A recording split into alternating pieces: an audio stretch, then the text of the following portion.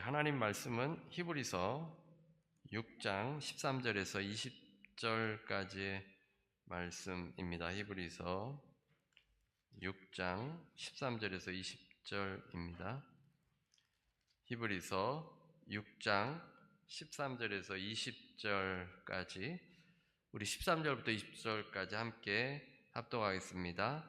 하나님이 아브라함에게 약속하실 때에 가리켜 맹세할 자가 자기보다 더 큰 이가 없으므로 자기를 가리켜 맹세하여 이르되 내가 반드시 너에게 복주고 복주며 너를 번성하게 하고 번성하게 하리라 하셨더니 그가 이같이 오래 참아 약속을 받았느니라. 사람들은 자기보다 더 큰 자를 가리켜 맹세하나니 맹세는 그들이 다투는 모든 일의 최후 확정이니라. 하나님은 약속을 기업으로 받는 자들에게 그 뜻이 변하지 아니함을 충분히 나타내시려고 그 일을 맹세로 보증하셨나니 이는 하나님이 거짓말을 하실 수 없는 이 두 가지 변하지 못할 사실로 말미암아 앞에 있는 소망을 얻으려고 피난처를 찾은 우리에게 큰 안위를 받게 하려 하심이라. 우리가 이 소망을 가지고 있는 것은 영혼의 닷 같아서 튼튼하고 견고하여 휘장 안에 들어가나니 그리로 앞서가신 예수께서 멜기세덱의 반차를 따라 영원히 대제사장이 되어 우리를 위하여 들어가셨느니라. 아멘. 오늘은 변하지 아니함을 이라는 제목의 말씀으로 함께 은혜를 나누겠습니다. 바람을 잡는 그대에게 라는 책에 이 책은 전도서에 관한 책입니다. 저자는 전도서를 이야기하면서 사람들은 전도서의 주제를 헛됨이라고 생각한다고 합니다. 그 이유는 시작부터 끝까지 가장 많이 등장하는 단어가 헛됨이라는 단어이기 때문입니다. 이 헛됨이라는 단어는 히브리어로 헤벨이라는 단어입니다. 성경 전체에 73번 나오는데 전도서에만 38번 나옵니다. 그래서 전도서의 대표적이고 핵심적인 단어는 헤벨이라는 단어로 헛되다라는 이 단어로 전도서를 생각하게 됩니다. 우리가 잘 아는 전도서 1장 2절을 이렇게 시작합니다. 전도서 1장 2절 전도자가 이르되 헛되고 헛되며 헛되고 헛되니 모든 것이 헛되도다. 그래서 이 한 절에 헤벨이라는 단어가 5번 등장합니다. 보통 우리가 그 사람이 가지고 있는 생각은 그 사람이 반복하는 단어에 있습니다. 전도자가 이렇게 헤벨이라는 단어를 많이 이야기했기 때문에 전도서가 허무가 주제인 것처럼 그렇게 생각이 됩니다. 그런데 이 책의 저자는 헤벨을 어떻게 번역하느냐가 중요하다고 했습니다. 그래서 헤벨은 헛되고 허무하다라는 뜻도 있는데 그뿐만이 아니라 짧다라는 뜻으로 번역할 수도 있다는 겁니다. 그래서 전도서 전체를 볼 때 헤벨이라는 단어를 짧다라고 번역하는 것이 더 타당하다라는 것입니다. 전도자가 세상의 모든 것이 헛되다고 말한 것은 그것이 영원하지 않고 잠시 있다가 사라지기 때문입니다. 이 헤벨이라는 단어의 원래 뜻은 수증기, 입김, 이슬이라는 뜻에서 왔습니다. 금방 사라지는 공통점을 가지고 있습니다. 전도서가 일깨워주는 것은 우리가 이 땅에서 영원하다고 생각하는 것들이 순식간에 사라져 버리는 겁니다. 수증기가 금방 사라져 버리듯이 이슬이나 안개가 사라져 버리는 것과 같습니다. 그래서 이 땅의 모든 일이 헛되다라고 한 것입니다. 짧다라고 번역을 하면 2절을 이렇게 번역할 수 있습니다. 2절 전도자가 이르되 인생은 짧고 짧으며 짧고도 짧으니 모든 것이 쉬 사라지는 것들이다. 어떻습니까? 좀 전도자가 말하는 것이 마음에 다가오지 않습니까? 인생을 좀 오래 사신 분들은 너무나도 절감할 것입니다.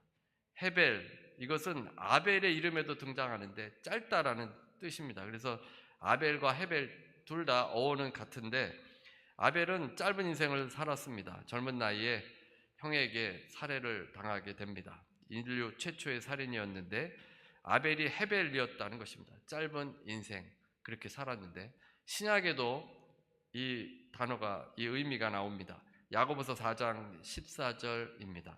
내일 일을 너희가 알지 못하는도다. 너희 생명이 무엇이냐? 너희는 잠깐 보이다가 없어지는 안개니라. 너희 생명이 무엇이냐? 잠시 있다가 사라지는 헤벨이라는 겁니다. 잠깐 있다가 사라지는 인생이라는 겁니다. 제가 처음 담임 목사에 취임할 때 함께 찍은 사진이 제 방에 걸려 있습니다.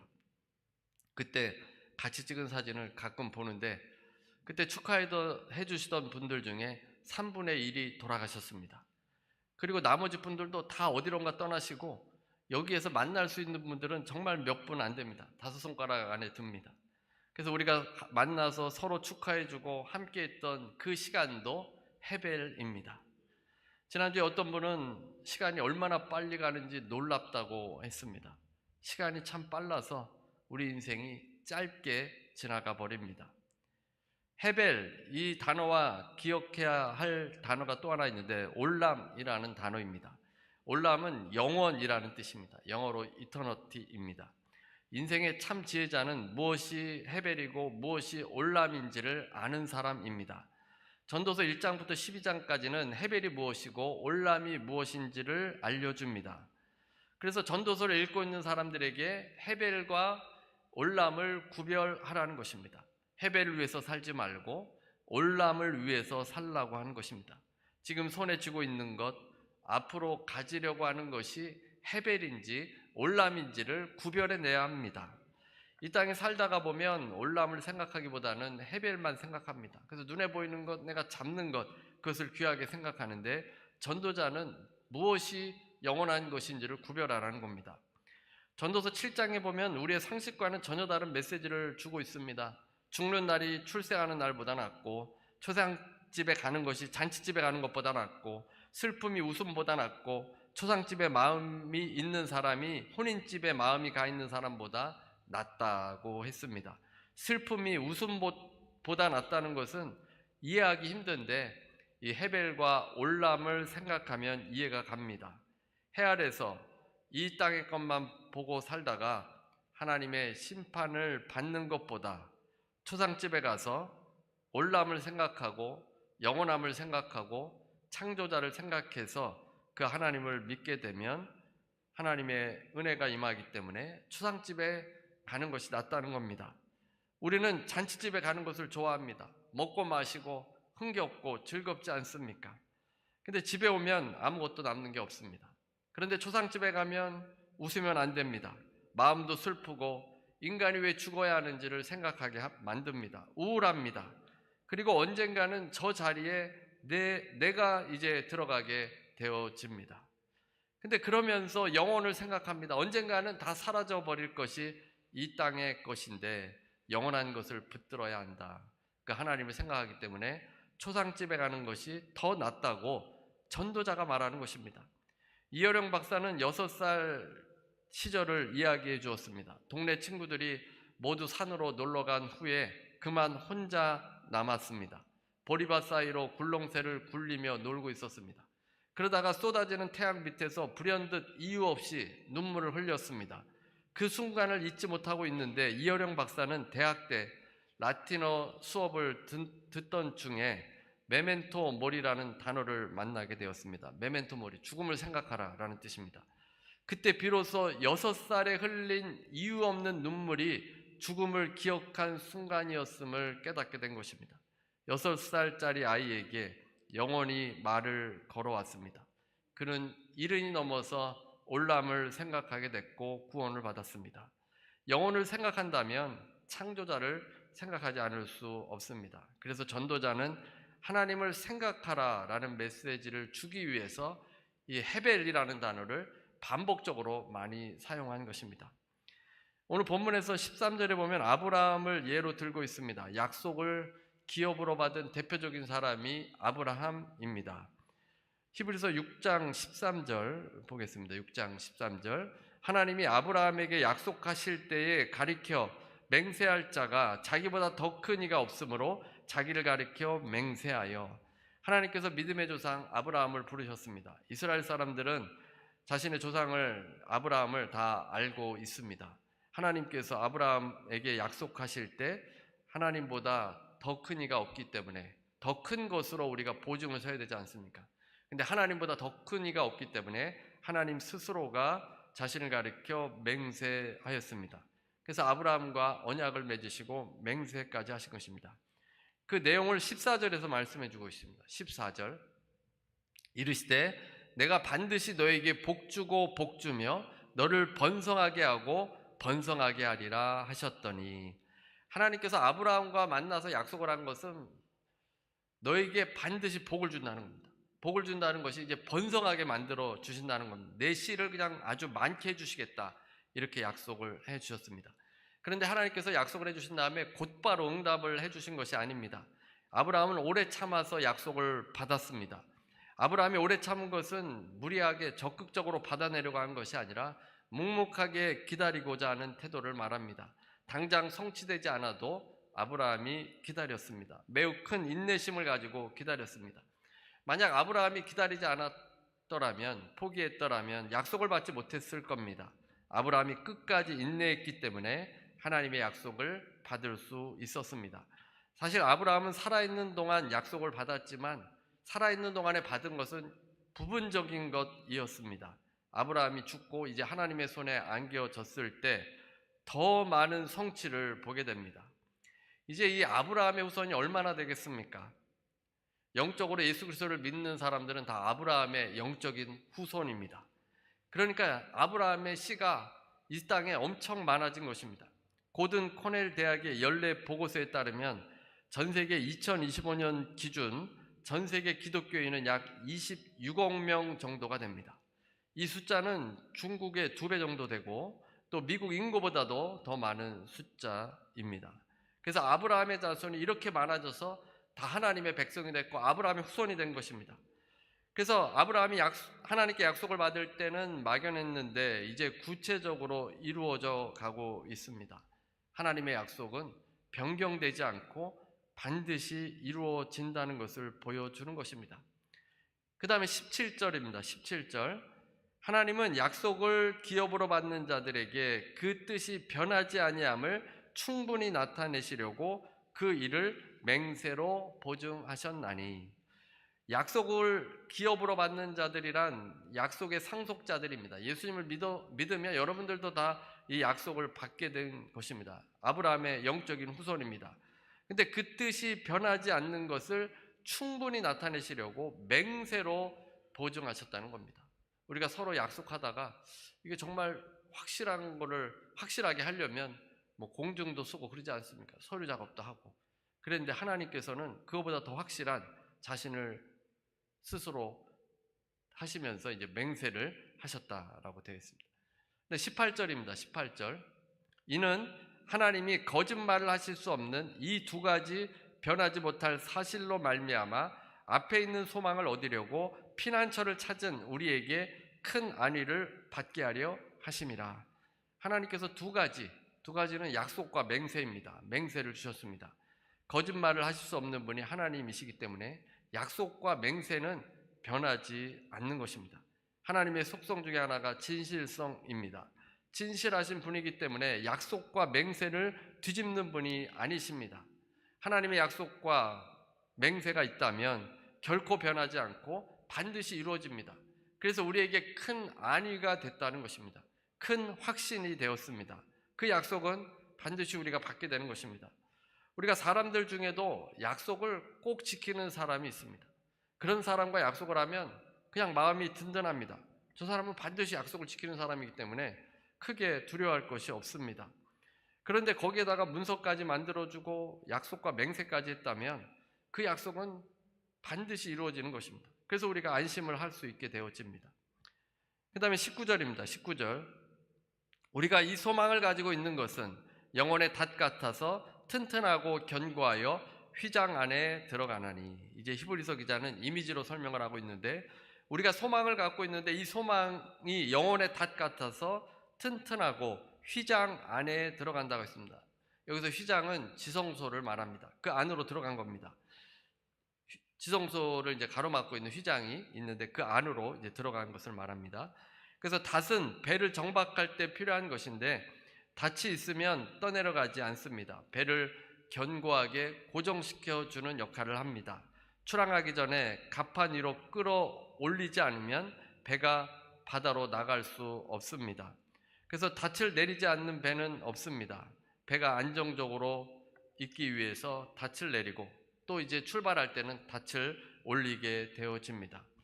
우리가 가지고 있는 소망이 든든한 영혼의 닷과 같다는 것입니다. 그 소망이 상황에 따라 떠내려가지 않도록 든든하게 붙잡고 있습니다. 그것이 휘장 안으로 들어갔다고 했는데 우리는 휘장 안, 지성소로 들어갈 수 없는 존재들이었지만 예수님의 보혈로 인해서 우리도 들어갈 수 있습니다. 우리가 들어갈 수 있는 이유가 20절에 나옵니다. 그리로 앞서 가신 예수께서 멜기세덱의 반차를 따라 영원히 대제사장이 되어 우리를 위하여 들어가셨느니라.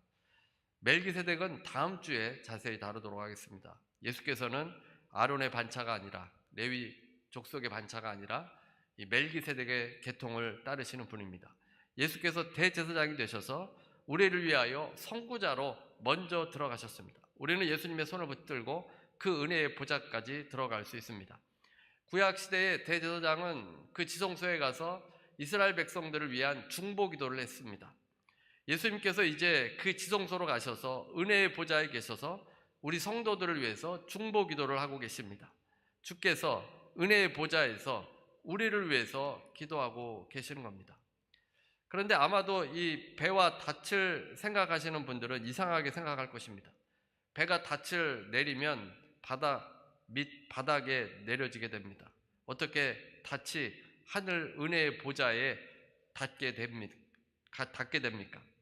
이 연을 날리는 걸 좀 생각하시면 될 것 같습니다. 연을 날리면 이 연이 위로 이렇게 가는데 우리의 닻은 바다가 아니라 저 하늘에 닿아 있어서 든든한 모습입니다. 배가 닻을 바닷속 깊은 곳에 내리는 이유는 흔들리지 않기 위함입니다. 떠내려가지 않기 위함입니다. 바닷속보다 더 든든한 곳에 쉽게 닻을 둘 수 있다면 아마도 그 방법을 사용했을 겁니다. 그곳이 하늘이라도 할 수만 있다면 그렇게 했을 겁니다. 그래서 이 닻으로 연결이 되면 안전합니다. 떠내려가지 않고 우리가 안심해도 됩니다.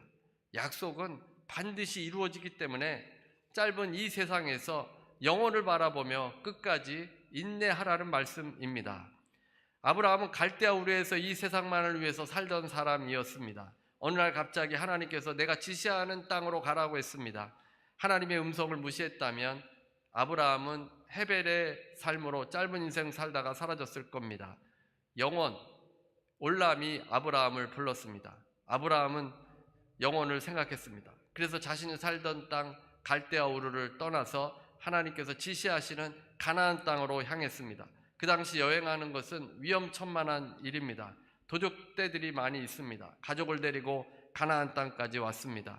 하지만 정말 하나님께서 지시하신 땅인데 아브라함에게는 여전히 어려움들이 다가왔습니다. 기근이 있었고 다툼과 갈등이 있었습니다. 목숨의 위협을 느끼기도 했습니다. 처음 하나님께서 아브라함을 부를 때 주신 약속만 믿고 왔는데 가나안 땅에 와서도 그 약속은 즉시 이루어지지 않았던 겁니다. 25년이 지난 후에 약속의 아들 이삭을 낳게 되었습니다. 하지만 그것이 다가 아니었습니다. 이삭이 10대 나이 정도 되었을 때 하나님께서는 갑자기 이삭을 바치라고 했습니다. 아브라함은 하나님의 약속을 절대적으로 믿었기 때문에 이삭을 드리려고 했습니다. 그때 하나님께서 아브라함의 믿음을 보시고 창세기 22장 16절에 이렇게 말씀합니다. 22장 16절 이르시되 여호와께서 이르시기를 내가 나를 가리켜 맹세하노니. 그 다음에 17절입니다. 내가 내게 큰 복을 주고 내 씨가 크게 번성하여 하늘의 별과 같고 바닷가의 모래와 같게 하리니. 하나님께서 내가 나를 가리켜 맹세하노니, 하나님께서 맹세하시면서 내게 복을 주고 내 씨가 크게 번성해서 하늘의 별과 같고 바닷가의 모래와 같게 하신다고 했습니다. 지금 아브라함의 후손이 얼마나 많습니까? 영적인 아브라함의 후손은 정말 바닷가의 모래와 같고 하늘의 별과 같이 많은 그 하나님의 약속의 말씀이 성취가 되었고 계속 지금 진행 중입니다. 아브라함뿐만 아니라 우리도 이 땅에 살아가면서 약속이 필요합니다. 약속에 대한 확신이 필요합니다. 이 확신이 없으면 떠내려가 버릴 수 있습니다.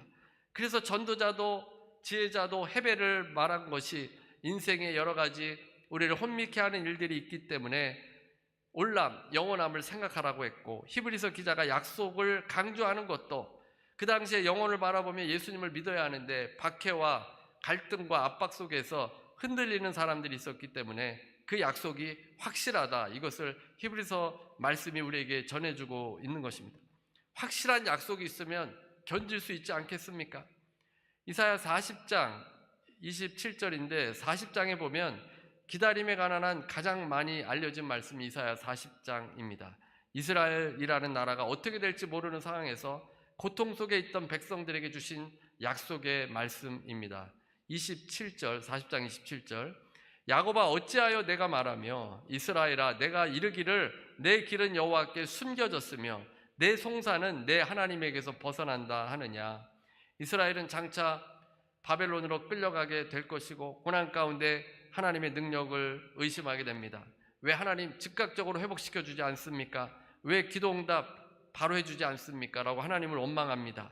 자기들을 홀로 두었다고 생각합니다. 그러나 이사야 선지자는 결코 하나님께서 이스라엘을 버리신 것이 아니라고 말씀합니다.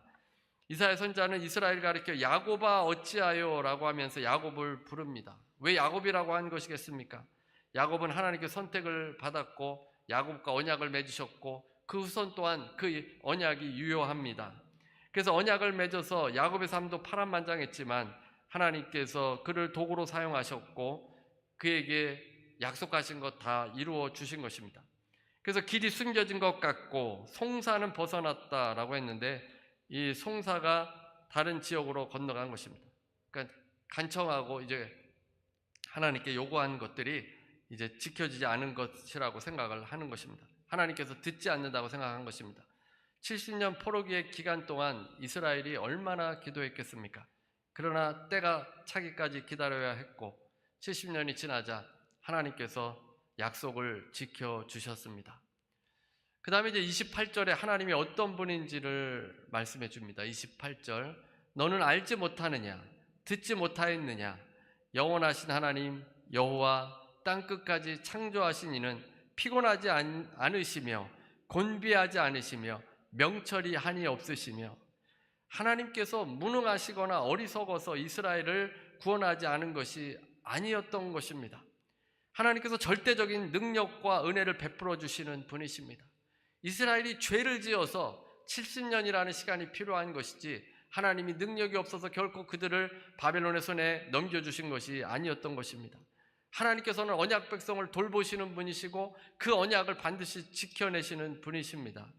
31절입니다. 31절 오직 여호와를 앙망하는 자는 새 힘을 얻으리니 독수리가 날개치며 올라감 같을 것이요 다른 박질하여도 곤비하지 아니하겠고 걸어가도 피곤하지 아니하리로다. 오직 여호와를 앙망하는 자, 앙망은 우러러 보고 바라보는 것을 말합니다. 믿고 바라보는 것입니다. 참을성 있게 기다리는 것, 위를 쳐다보면서 대망하는 것을 말합니다.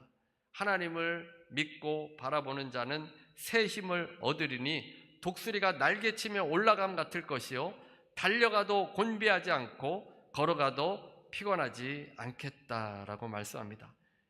이 새 힘을 얻는다는 것은 얼었던 땅이 녹으면서 땅 속에서 새싹이 오르듯이 이 힘이 지속적으로 솟구쳐 오르면서 강성해지는 것입니다. 하나님을 바라보는 자, 그 약속을 굳게 붙잡는 자들에게 지속적인 새 힘을 주신다는 겁니다. 샘솟듯하는 능력이 우리에게 임하게 됩니다. 우리가 헤벨 짧은 인생을 살아갑니다. 이 짧은 인생 가운데 영혼을 생각해야 합니다.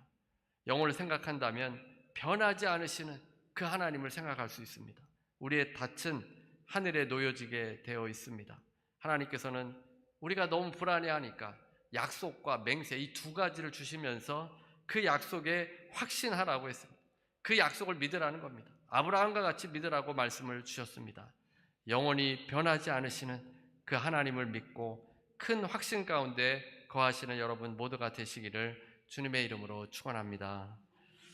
우리 찬송가요 430장 찬송 부르시고 우리 기도하는 시간 갖도록 하겠습니다.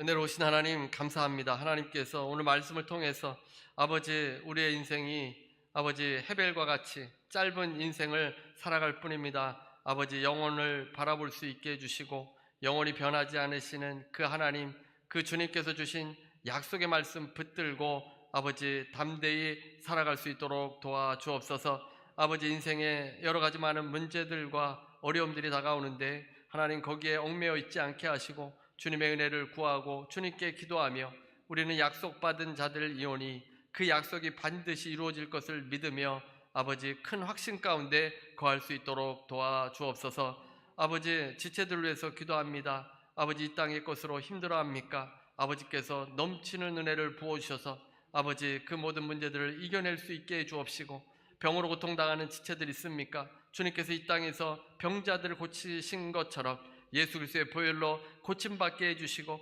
치료함 받게 해주시고 회복되게 해주시고 더 깊은 신앙으로 나아갈 수 있도록 도와주옵소서. 예수 이름으로 명하노니 모든 병만은 떠나갈지어다.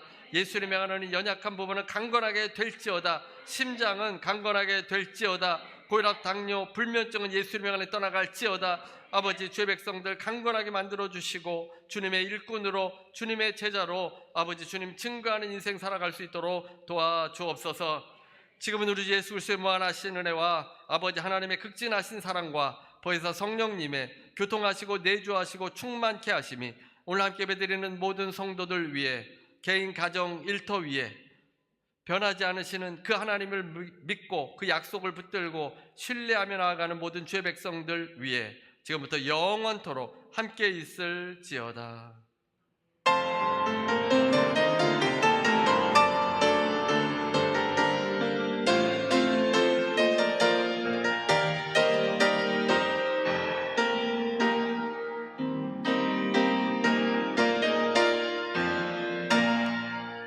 하나님께 감사의 박수 드리시겠습니다. 예, 곧바로 이어서 우리가 재직회를 하도록